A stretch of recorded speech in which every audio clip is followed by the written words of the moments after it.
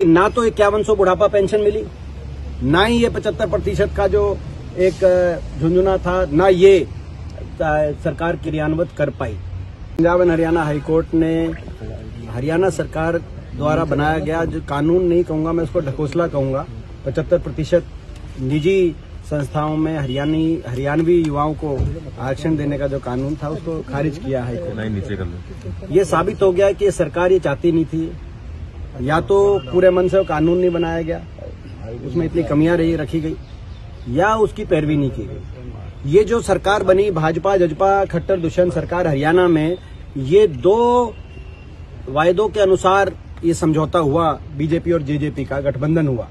एक कहा गया 5100 बुढ़ापा पेंशन दी जाएगी और दूसरा कहा गया 75% आरक्षण दिया जाएगा हरियाणवी युवाओं को। अब ये स्पष्ट हो गया जब हम आखिरी 6-7 महीने में आ गए कि ना तो 5100 बुढ़ापा पेंशन मिली, ना ही ये 75% का जो एक झुंझुना था, ना ये सरकार क्रियान्वित कर पाई।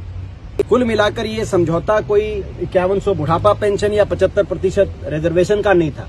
ये समझौता हरियाणा में भ्रष्टाचार करने का समझौता था। भ्रष्टाचार की छूट दी गई थी भाजपा जजपा ने आपस में एक दूसरे को, भ्रष्टाचार की अपनी फाइलें बंद कराने का समझौता था और महकमे आपस में बांटकर हरियाणा की भोली भाली जनता को लूटने का समझौता था। जो हम शुरू से कह रहे थे वो बात आज साबित हो गई हाईकोर्ट के फैसले के बाद। बहुत से प्रदेशों के अंदर प्रदेशवासियों को तवज्जो दी जाती है। हरियाणा एक ऐसा प्रदेश है जहां प्राइवेट के अंदर 75% की जो है बात कही गई, लेकिन सरकारी नौकरियों में भी नहीं दी जा रही। सरकारी नौकरी भी जो लिस्ट आ रही है उसमें ज्यादातर बाहर के प्रदेशों के नौजवानों को हरियाणा की लिस्ट में अवसर मिल रहा है।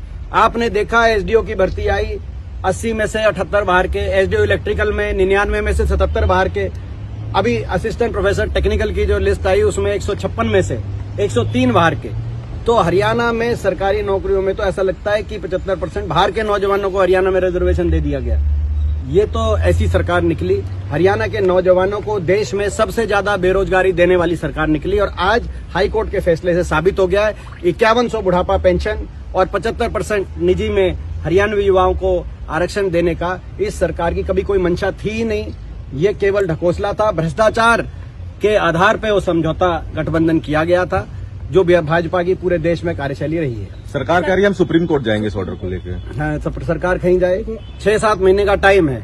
6-7 महीने के बाद हम सरकार की कार्यशैली को लेकर सुप्रीम कोर्ट यानी कि देश की जनता के बीच में जाएंगे। कुल मिलाकर ये समझौता कोई 5100 बुढ़ापा पेंशन या 75% रिजर्वेशन का नहीं था।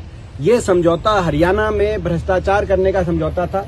भ्रष्टाचार की छूट दी गई थी भाजपा जजपा ने आपस में एक दूसरे को, भ्रष्टाचार की अपनी फाइलें बंद कराने का समझौता था और महकमे आपस में बांटकर हरियाणा की भोली भाली जनता को लूटने का समझौता था। जो हम शुरू से कह रहे थे वो बात आज साबित हो गई हाईकोर्ट के फैसले के बाद। बहुत से प्रदेशों के अंदर प्रदेशवासियों को तवज्जो दी जाती है। हरियाणा एक ऐसा प्रदेश है जहां प्राइवेट के अंदर 75% की जो है बात कही गई, लेकिन सरकारी नौकरियों में भी नहीं दी जा रही।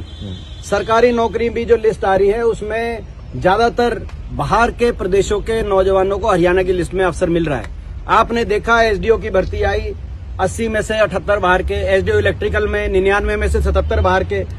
अभी असिस्टेंट प्रोफेसर टेक्निकल की जो लिस्ट आई उसमें 156 में से 103 बाहर के। तो हरियाणा में सरकारी नौकरियों में तो ऐसा लगता है कि 75% बाहर के नौजवानों को हरियाणा में रिजर्वेशन दे दिया गया।